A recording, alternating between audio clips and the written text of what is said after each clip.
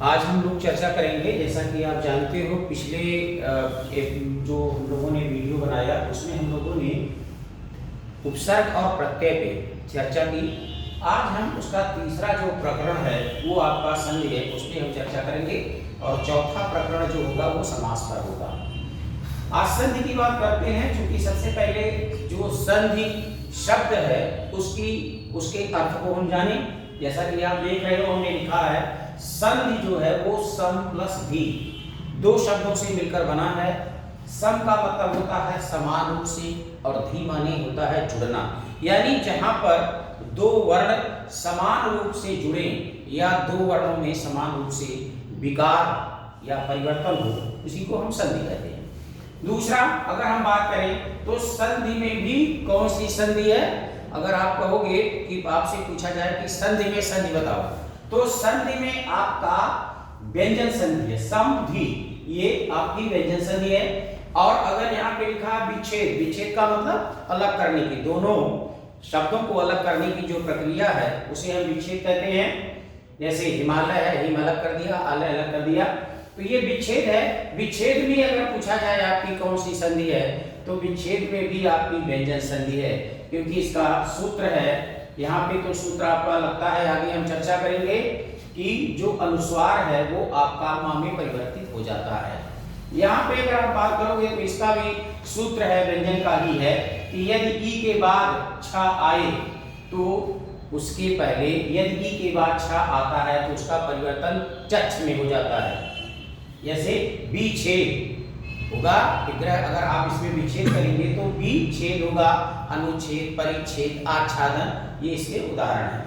हम बात कर रहे हैं यहाँ पे संधि की परिभाषा। हमने चूंकि संधि का शाब्दिक अर्थ था वो देख लिया कि सम प्लस धी, समान रूप से जुड़ना, विच्छेद का मतलब अलग करना।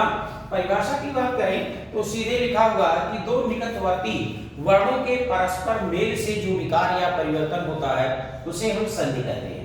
अब ये विकार या परिवर्तन तीन रूपों में होता है, मैंने लिखा है। पहला, जिससे आप नोट्स अपना बना सकें, पहला है कि दो वर्ण मिलकर एक हो जाते हैं। जैसे ये सबसे बड़ा उदाहरण आपका दीर्घ संधि आप पढ़ते हो, आ प्लस आ बराबर बड़ा, ई बराबर बड़ी ई, उ बड़ा उ और री बड़ी री, ठीक है। तो ये जो आपका होता है कि दो वर्ण मिलकर एक हो जाते हैं, इसके लिए ये किस संधि में होता है, इसका उदाहरण है दीर्घ संधि, पीछे हमने लिखा भी है। दूसरा है दो वर्ण मिलकर तीसरे वर्ण का रूप ग्रहण कर लेते हैं, जैसे अयादि संधि है, ए और अ मिलकर अय हो गया, ओ और अ मिलकर के अव हो गया, ये इसका उदाहरण है। तीसरा है दोनों में से एक रूपांतरित हो जाता है और दूसरा मूल रूप में रहता है, इसका सबसे अच्छा उदाहरण यण संधि है।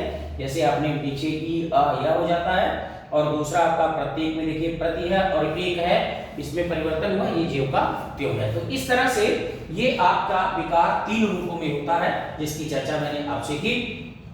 इसके बाद फिर आता है कि संधि के भेद। तो संधि के कितने भेद हैं? संधि के तीन भेद हैं, स्वर, व्यंजन और विसर्ग, ठीक है। स्वर क्या है? स्वर संधि का मतलब क्या है आपने पढ़ा होगा, वर्णमाला या वर्ण विचार अगर आपने पढ़ा होगा तो उसमें स्वरों की संख्या 11 बताई गई है।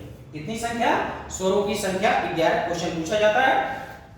अब जो ये आपके 11 स्वर हैं, इनमें जो विकार या परिवर्तन, स्वर संधि में इन्हीं 11 स्वरों में विकार या परिवर्तन होगा, इसीलिए इसको स्वर संधि कहा जाता है, ठीक है। और दूसरा आपका आया व्यंजन। व्यंजन की अगर बात की जाए तो व्यंजन क्या है? व्यंजन में आपके स्वर और व्यंजन, यानी व्यंजन प्लस स्वर और व्यंजन प्लस व्यंजन, दोनों में विकार होता है, इसको व्यंजन संधि कहते हैं। और अगर विसर्ग की बात करें तो विसर्ग में विकार होता है, जो परिवर्तन होता है उसको विसर्ग संधि कहते हैं।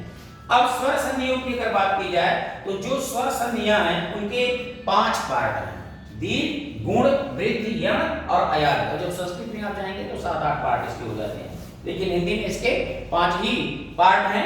एक आपका दीर्घ है, गुण है, वृद्धि है, यण है और अयादि है।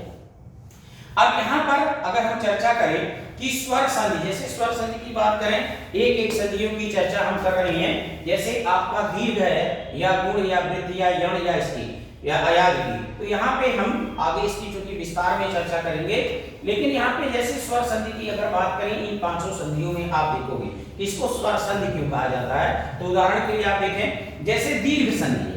अगर आप दीर्घ संधि की बात करोगे तो दीर्घ संधि में आप देखोगे कि स्वरों में ही विकार हो रहा है। जैसे आपने कहा यहाँ पे, मान लीजिए आपने कहा हिमालय, अब यहां पे आप देखोगे हिम प्लस आलय। अब यहां देखो आ और आ, ये दोनों मिलकर के हो गए आ।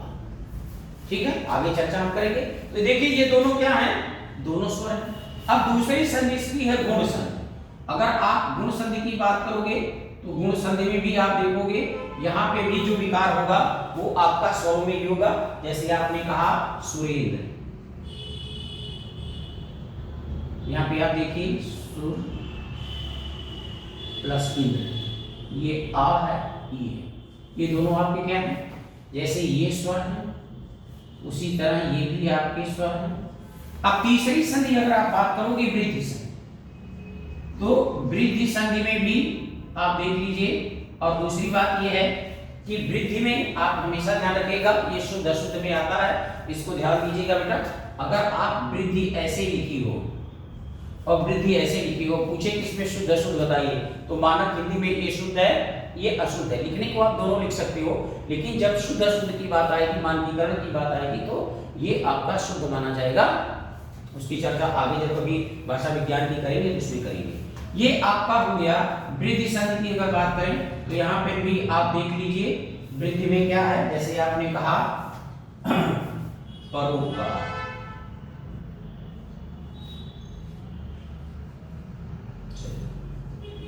आपने वृद्धि में कहा बनौषधि,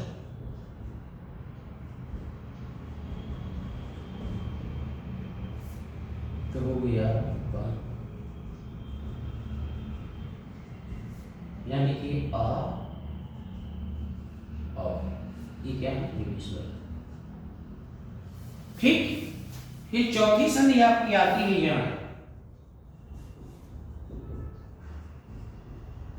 यहां पे भी आप देखेंगे, जैसे आपने कहा अभ्यास, तो यहां पे भी देखिए अभी,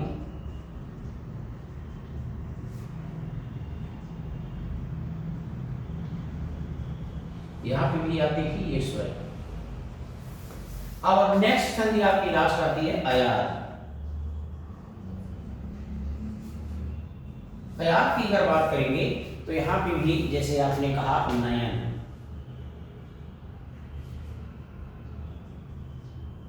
ये हो गया नी,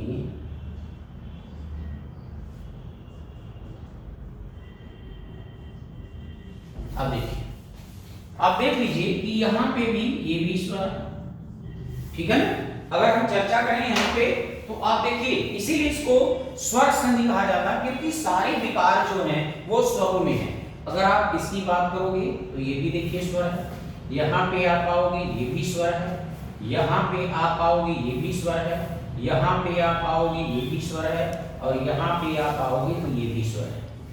इसलिए, और ये क्या है, मैंने आपको बताया कि स्वरों की संख्या जब मानी जाती है तो स्वर आपके जो 11 स्वर हैं, कितने स्वर हैं? 11। इन्हीं 11 स्वरों में जो विकार होगा उसी को हम स्वर संधि कहते हैं, उसी को हम स्वर संधि कहेंगे। व्यंजन की बात करें तो व्यंजन में दोनों प्रक्रियाएं होती हैं, स्वर भी है और व्यंजन भी है। जैसे एक उदाहरण आपका आता है, इसमें व्यंजन में वागीश, अगर आपने कहा वागीश, तो अब आप देखिए यहाँ पे वा प्लस ईश हो जाएगा।